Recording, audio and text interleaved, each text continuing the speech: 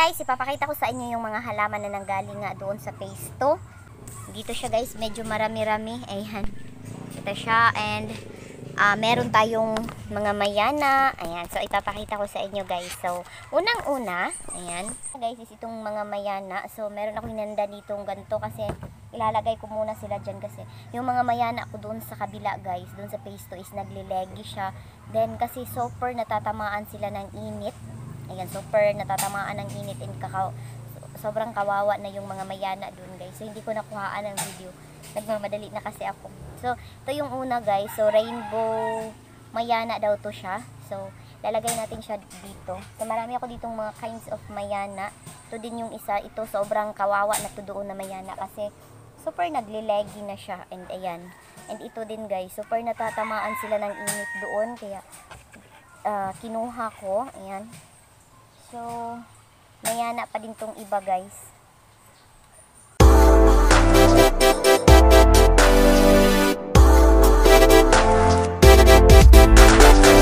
Nilagyan ko na ng lock doon sa phase 2 guys. Kasi yung mga, ewan ko, hindi ko alam kung sino yung mga salarin doon. Pero, kinukuha na yung mga tanim ko doon guys.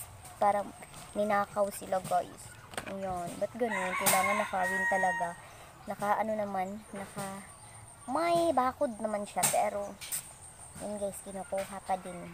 Baka maubos na kasi doon siya guys. Kaya ilagyan ko doon ng lock for safety. Ayan, so hindi siya naaabot doon sa water. Kailangan natin siyang iabot doon sa may tubig na banda para makatikim siya ng tubig. Ayan. And ayan guys, spray lang muna natin yung leaves nila kasi sobrang nalalanta na sila guys. Nasira na ata itong spray ko. Ayan. Spray lang muna natin yung leaves nila kasi super kawawa itong mga mayana. Talaga doon guys, naglilegi talaga sila guys at pumangit. Ayun, yun yung isa talaga, pumangit siya. And ayan yung ating mga mayana. So, after that, meron tayo ditong ayan. Siya guys, in-uproot ko siya doon.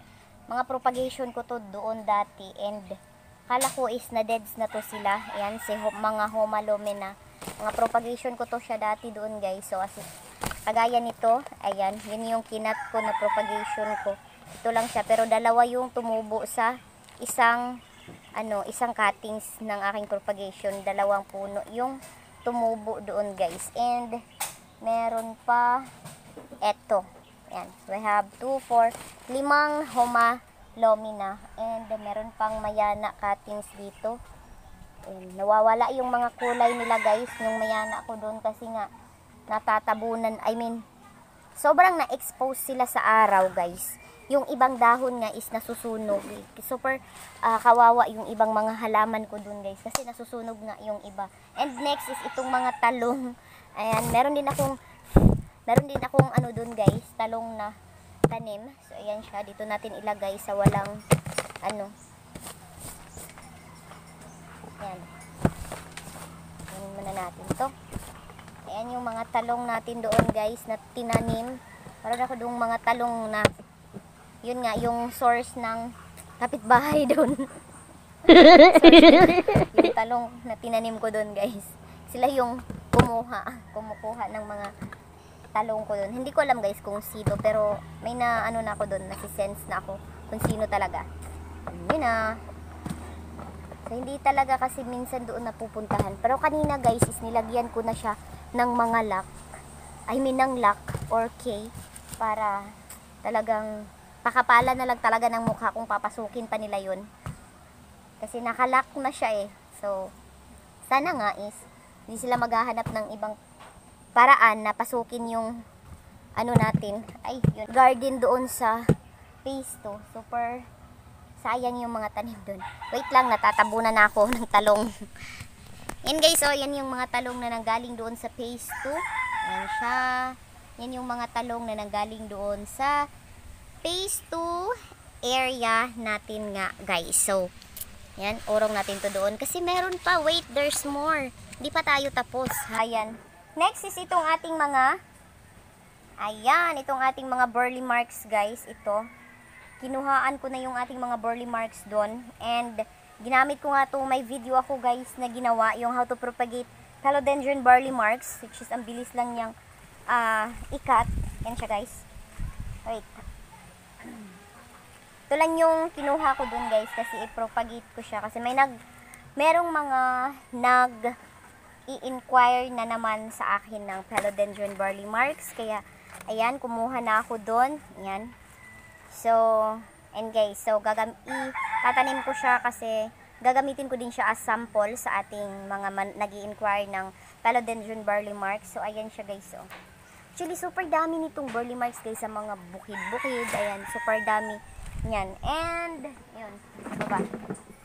Guys, parang hindi na ako nakita. Itong ating money tree. Ayan yung ating money tree na 1, 2, 3, 4, 5, 6, 7 stalks siya guys. Na ganito na siya kalalaki. Ayan. Kaya ko siya kinuha dun guys. Kasi ang laki na nila. Ayan, 7 stalk. And pwede na siyang i-braided. I-braided ko siya guys. Kasi type ko siyang gawing indoor, pang indoor. Ayan guys, super taas na niya doon. And natatabunan na siya doon ng mga damo. Kaya, yun din kaya kinuha ko siya. Next is itong ating sadan! Yan guys, itong ating bangka-bangka. Ayan, silip-silip na lang tayo.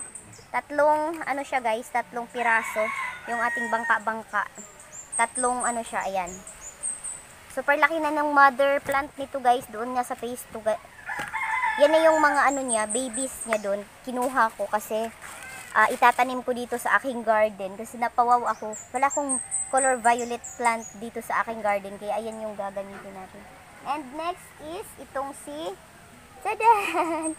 Ayan guys, itong ating gagawing fertilizer na si oregano or si kalabo. Ayan guys, gagawin natin itong, hindi siya fertilizer, pang spray sa mga leaves ng ating mga tanim-tanim. Yung may mga langgam, yun may mga spider sa ating tanim. Ayan guys, gagawa ako ng video kung paano siya gagawing pang spray sa ating dahon ng ating mga plants or mga house plants natin. Gagawa ako ng video kung paano nga ba siya gawing pang spray. So, and next but not the least is takuri. Ito yung takuri doon guys. So, dinala ko siya kasi gagamitin ko siya pang dilig. Ganyan. Ito yung gagamitin ko pang dilig kasi yung pang dilig ko na iba. Kasi natatamaan yung mga dahon ng mga halaman. But wait, meron tayo ditong fern. Ayan. Ganito yung fern guys na nabili ko sa halagang 25 pesos. Nakakita ako doon. Ayan yung leaves niya guys. So, ayan. So, dito ko lang muna siya nilagay kasi may tubig kasi itong konti. Ayan. So, yun lang. Wala na guys. Yun na yung ating mga halaman na nabitbit galing dun sa phase 2, which is mga tanim ko din guys sa phase 2 last year. Last year pa talaga yun guys. Medyo matagal-tagal na din, pero so far hindi lang naman ngayon lang ako nakakuha ng ganto doon na mga halaman. Maraming beses na guys ako nakakuha ng mga halaman na ganto.